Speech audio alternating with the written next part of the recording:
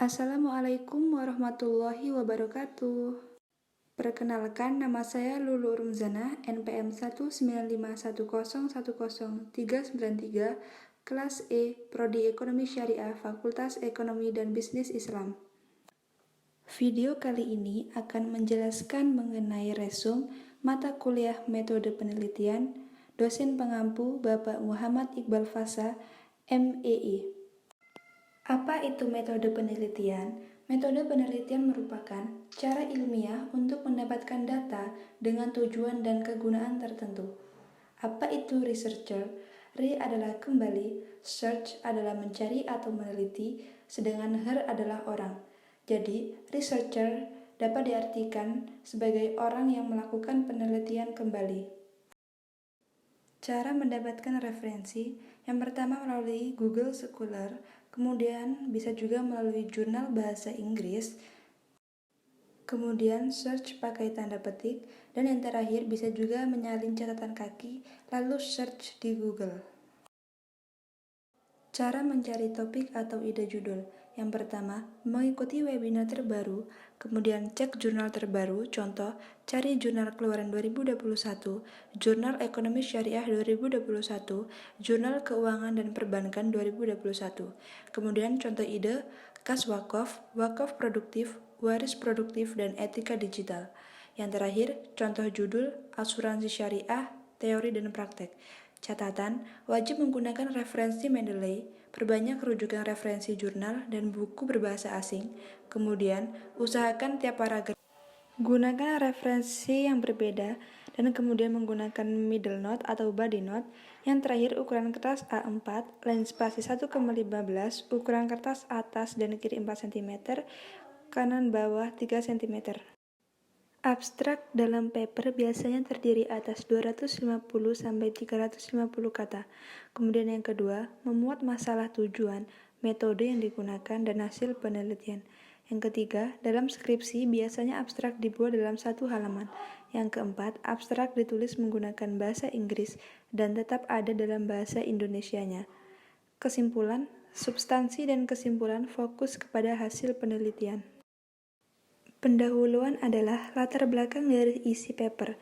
Dalam skripsi, pendahuluan adalah bagian awal yang menyatakan maksud atau fenomena yang diangkat dalam penelitian.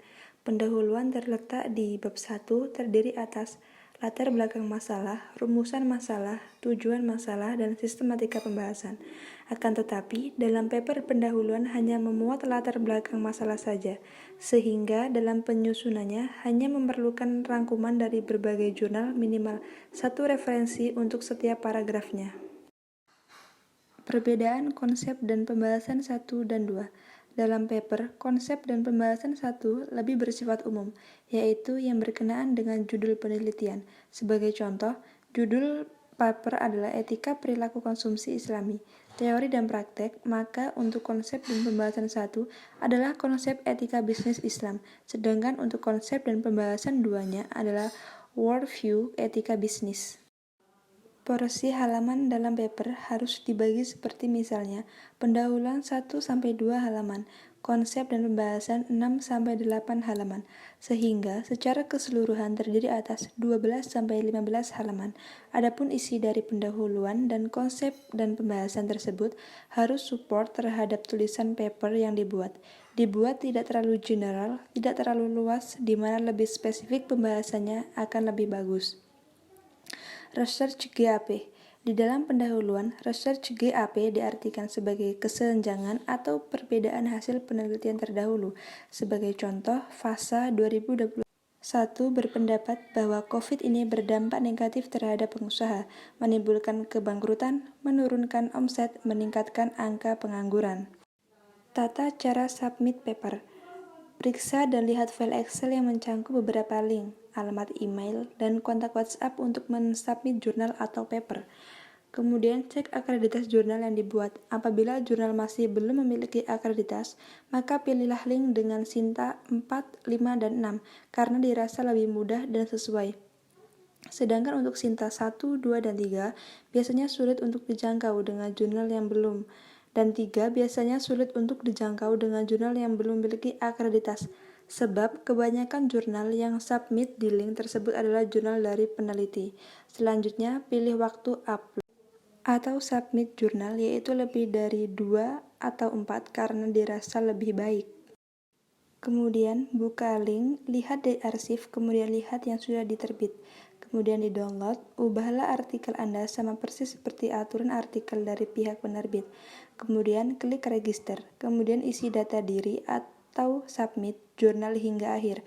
Kemudian tunggu konfirmasi dari pihak penerbit, akankah layak terbit atau ditolak. Kemudian apabila tidak ada kepastian, pilih untuk meminta izin untuk mencabut artikel yang disubmit dan kemudian cari jurnal yang dapat menerbitkan artikel kita. Hipotesis adalah dugaan sementara yang didasarkan dari teori, konsep, dan penelitian sebelumnya. Dalam pengembangan hipotesis, masuk ke dalam subbab 2, tentukan terlebih dahulu variabel.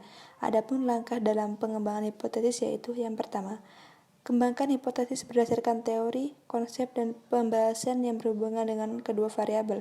Kemudian, kembangkan hipotesis berdasarkan hasil penelitian terdahulu, baik yang mendukung dan tidak mendukung. Kemudian, sertakan alasannya. Contoh, Hakim 2021 menyatakan bahwa kepemimpinan Islami dapat meningkatkan produktivitas dan kinerja karyawan berbasis nilai Islam.